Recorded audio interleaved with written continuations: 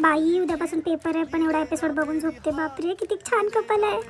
आता मला झोप पण आले. आता 12 वाजले. 1 2 3 आणि 4 वाजता मी अभ्यास करायला चालू करते. तोपर्यंत बघते. उठून बसते, पाठकन दुखते.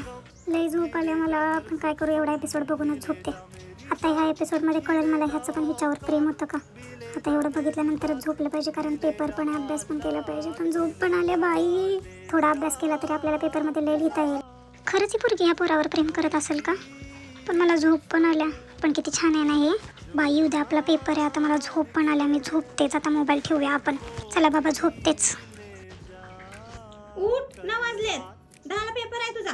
बाई सकाळ पण झाली. आता माझा पेपर पण आहे 1 तासानंतर. आता काय लिहू मी पेपरात. जय माता दीच करायला लागल.